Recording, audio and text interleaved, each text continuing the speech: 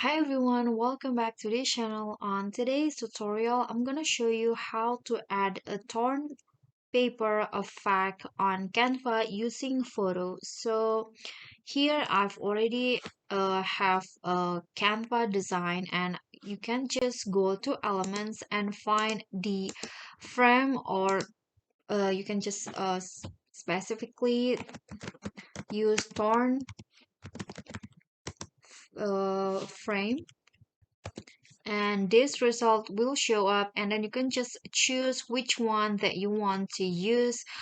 For example, I want to use, okay, I'm going to just use the point in on frame.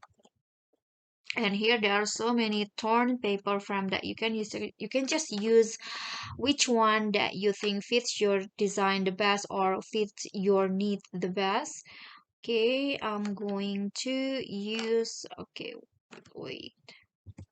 Okay, I'm going to use this ones right here, and you can adjust the size and also the position. For example, I want to place it in here like this.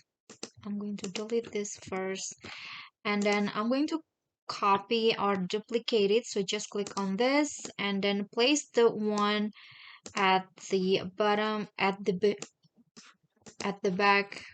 Change the color. I'm going to choose okay, this one's right here, and then place this one at the top of it. You can